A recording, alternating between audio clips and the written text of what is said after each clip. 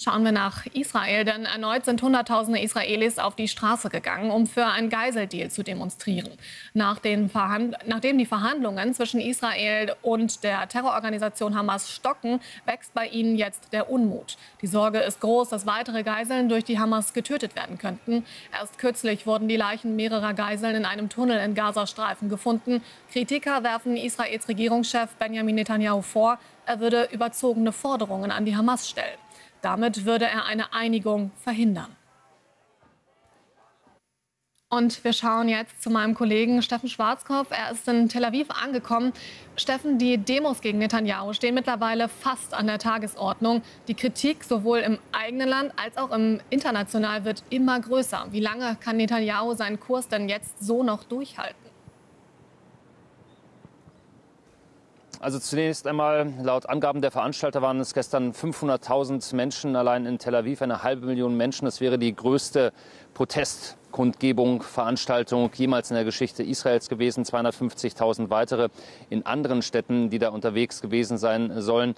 Es ist Fakt, dass dieser Protest, dass der Druck von der Straße gewaltig ist. Es ist aber auch Fakt, und das zeigen auch unsere Gespräche innerhalb der Knesset und anderswo, dass die Regierung Netanyahu momentan nicht bereit scheint einzuknicken. Weder im Kabinett gibt es da extreme Brüche, noch in der eigenen Partei von Premierminister Netanyahu. Gleichzeitig der internationale Druck natürlich von Seiten der Amerikaner, die jetzt wieder einen neuen Vorschlag vorlegen wollen. Aber auch da scheint sich, das ist mein Eindruck, Netanyahu nicht bewegen zu wollen. Er setzt weiterhin vor allem auch auf militärische Härte im Gazastreifen, aber auch im Westjordanland.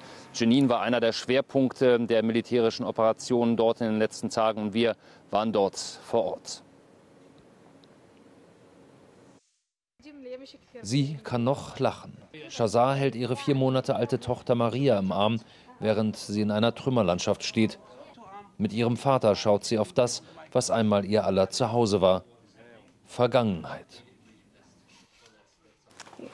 Ich bin einerseits glücklich, weil ich ja gerade Mutter von Drillingen geworden bin, aber andererseits, Sie sehen es ja, ist alles, was meine Familie hatte, zerstört. Laut israelischer Armee wurde direkt neben dem Haus ein Tunnel zur Lagerung von Sprengsätzen entdeckt.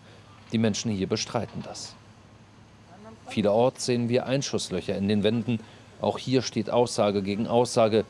Israel sagt, es habe Feuergefechte mit Terroristen gegeben.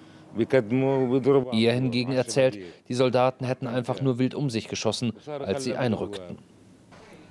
Wir sehen einige Bewaffnete in dem Viertel. Als wir in einem Hauseingang einen weiteren Mann mit Waffe entdecken, wird uns die Kamera zugehalten. Das sind Bilder, die von der israelischen Armee veröffentlicht wurden. Sie sind wenig aussagekräftig.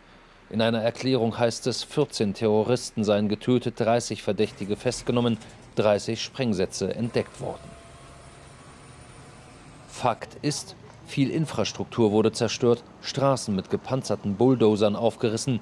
All das muss jetzt instand gesetzt werden, und das wird dauern. Schnell hingegen kam die Ankündigung militanter Palästinenser, man werde Vergeltung üben, schon bald. Ja, das ist die Lage im Westjordanland, und dann vielleicht noch ein Blick in Richtung Norden von Israel. Auch da hat es wieder intensivsten Beschuss in den frühen Morgenstunden und in der Nacht gegeben durch die Hisbollah. Mehr als 50 Raketen, Katjuscha-Raketen sind dort abgefeuert worden. Israel hat wieder zurückgeschlagen mit Luftangriffen. Also das ist die Gemengelage, die wir hier jeden einzelnen Tag erleben. Gaza als Front, Westjordanland als Front und dann eben auch der Norden Israels als weitere Front. Danke für diese Einschätzungen, Steffen, nach Tel Aviv, und auch danke für deinen tollen Reportereinsatz.